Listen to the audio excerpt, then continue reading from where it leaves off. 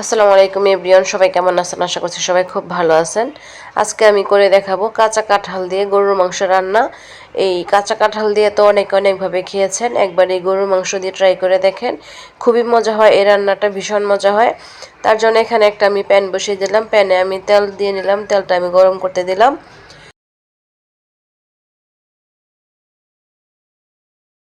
তেলটা গরম হওয়ার পর এখানে আমি পেঁয়াজ কুচি দিয়ে নেব। পেঁয়াজটা আমি খুব সুন্দরভাবে তেলে ভেজে নেব।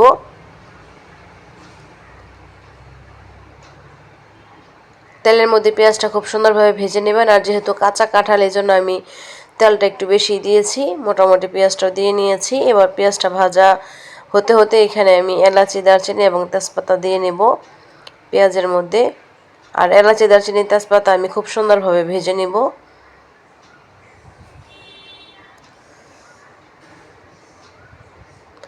আর এবার পেঁয়াজটা যেন খুব দ্রুত ভাজা হয়, এজন্য আমি একটু লবণ দিয়ে নিব। এই টিপসটা ফলো করলে পেঁয়াজটা আমাদের অনেকক্ষণ ধরে ভাজতে সময় লাগে না। যদি একটু লবণ দিয়ে নেন তাহলে পেঁয়াজটা খুব সুন্দরভাবে ভাজা হয়ে যায়।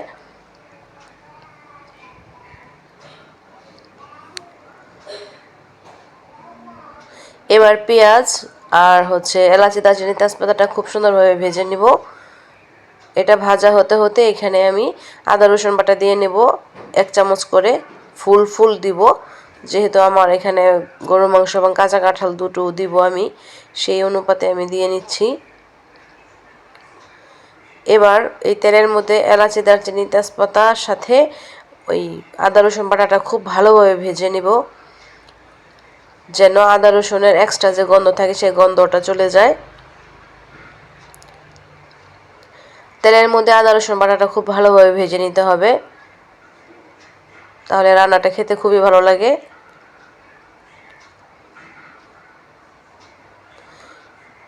তেলের মধ্যে আদা রসুন বাটা খুব সুন্দরভাবে ভাজা হয়ে গিয়েছে, দেখতে পাচ্ছেন উপর থেকে তেলটা ছেড়ে দিয়েছে। যখন এইভাবে তেলটা উপর থেকে ভেসে আসবে তখন আপনারা অন্যান্য মশলা অ্যাড করবেন। এবার আমি শুকনো মরিচ দিয়ে নিলাম 1.5 চামচ। আর এখানে মশলাটা ভালোভাবে দিতে হবে, যেহেতু কাঁচা কাঁঠাল, সেজন্য এখানে 1 চামচ দিয়ে নিলাম হলুদ এবং 1 চামচ ফুল হাই 1 চামচ দিয়ে নিয়েছি সস গুঁড়ো। আর এখানে জিরা গুঁড়োটা আমি একটু পরে দিব। আর এবার সবগুলো মশলা একভাবে কষানোর জন্য আমি পানি দিয়ে নিলাম। আর সবগুলো মশলা খুব সুন্দরভাবে কষিয়ে নিতে হবে এখানে, যতক্ষণ না তেলটা উপরে ভেসে আসে। আর মশলাটা খুব সুন্দরভাবে কষিয়ে নেবেন। যতটা মশলা ভালোভাবে কষানো যাবে ততটাই আপনাদের তরকারিটা খেতে সুস্বাদু, স্বাদটা অনেকটাই বেড়ে যাবে। এখানে বারবার নাড়াচাড়া দিয়ে খুব সুন্দরভাবে মশলাটা কষিয়ে নিতে হবে। এবার দিয়ে নেব সে আগে থেকে কুটে ধুয়ে রাখা গরুর মাংস পিসটা আমি ছোটোই করেছি, যেহেতু কাঁঠালটাও আমি ছোটো ছোটো পিস করেছি, এজন্য। আপনারা চাইলে এখানে বড় পিসও রাখতে পারেন। এবার গরুর মাংসটা আমি খুব সুন্দরভাবে কষিয়ে নিব।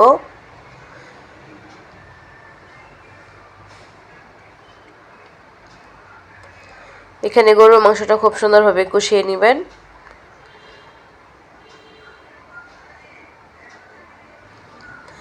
যেহেতু কাঁঠালটা আগে থেকে ভাপ দেওয়া, এর জন্য গরুর মাংসটা মোটামুটি ভালোভাবে কষিয়ে সিদ্ধ করে নিলেই ভালো।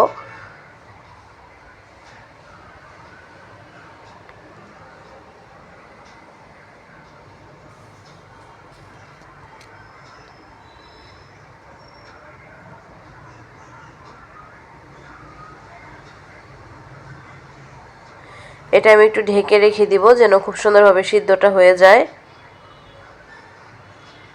এখানে মৃদু আঁচে গরুর মাংসটা সিদ্ধ করে নেবেন যেন খুব সুন্দরভাবে সিদ্ধ হয়। আর গরুর মাংসের পানিটা যেটা উঠবে, সে উঠানো পানি দিয়ে গরুর মাংসটা সিদ্ধ হয়ে যাবে। দেখতে পাচ্ছেন আমার মোটামুটি অনেকটাই পানি ছেড়ে দিয়েছে। এবার আমি একটু জিরা গুঁড়ো দিয়ে নেব, যেহেতু ভাজা জিরা গুঁড়ো, এই জন্য আমি একটু পরে দিয়ে নিলাম। এই পানিতে আমার গরুর মাংসটা সিদ্ধ হয়ে যাবে, মোটামুটি 80% সিদ্ধ হয়ে যাবে। এবার আগে থেকে ধুয়ে রাখা বা ভাপিয়ে রাখা যে কাঁঠাল থাকে, সেই কাঁঠালটা আমি দিয়ে নিয়েছি। অনেকে এঁচোড় বলেন, এঁচোড়টা দিয়ে নিয়েছি।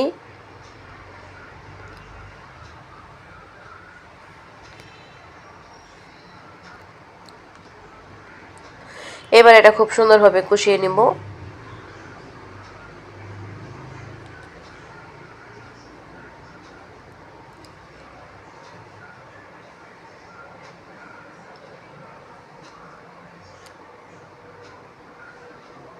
এটা গরুর মাংসের সাথে খুব সুন্দরভাবে কষাতে হবে।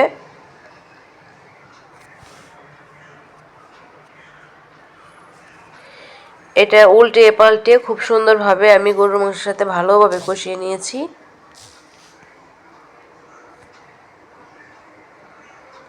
এবার খুব সুন্দরভাবে নাড়াচাড়া দিয়ে নেব যেন মশলার সাথে আর গরুর মাংসের সাথে খুব সুন্দরভাবে অ্যাডজাস্ট হয় এই কাঁঠালটা।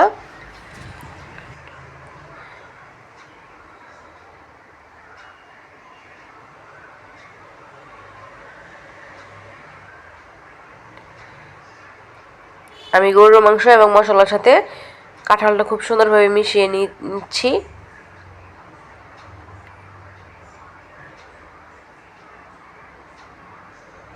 এখানে আমি গরম পানি দিয়ে নেব। গরম পানিটা মানে অবশ্যই দিবেন, তাহলে আবার গরুর মাংসটা শক্ত হয়ে যেতে পারে। এখানে কাঁঠালটা আপনারা একটু কমও দিতে পারতেন, মানে আমি দিতে পারতাম, কিন্তু আমি এখানে একটু দিব মানে আশেপাশে আমার, এজন্য আমি একটু বেশিই দিয়ে নিলাম। এবার এটা কুক করার জন্য আমি ঢেকে রেখে দিব যতক্ষণ না পানিটা শুকিয়ে যায়। এটা একদম আমি শুকনো শুকনো রান্না করে নেব।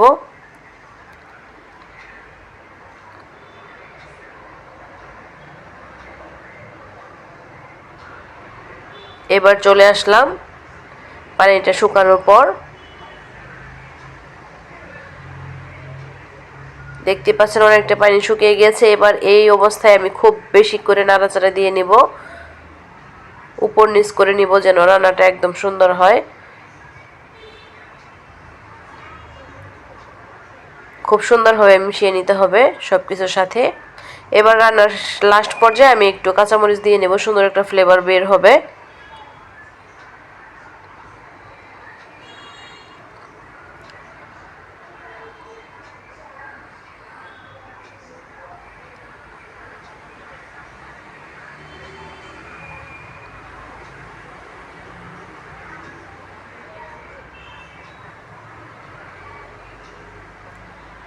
এই পর্যায়ে আমি ঢেকে রেখে দিব, মানে আমার রান্নাটা মানে মোটামুটি হয়ে গিয়েছে। এবার আমি জালটা বন্ধ করে দিব আর এইভাবে খুব সুন্দর ভাজা কাটার সাহায্যে সুন্দরভাবে সাইজ করে রেখে দিব। আর একটা বাটিতে খুব সুন্দরভাবে মানে সার্ভ করে নিয়ে আমরা খেয়ে ফেলবো আর যাকে দেওয়ার দিয়ে ফেলবো। আশা করছি ভিডিওটি ভালো লেগেছে। ভালো লাগলে লাইক কমেন্ট শেয়ার সাবস্ক্রাইব করবেন, পাশে থাকার বেল আইকন অন করে রাখবেন যেন নিত্য নতুন রেসিপি সহজে পৌঁছে যায়। আজ এই পর্যন্ত সবাই ভালো থাকবেন। আসসালামু আলাইকুম ওয়া রাহমাতুল্লাহি ওয়া বারাকাতুহু। আল্লাহ হাফেজ।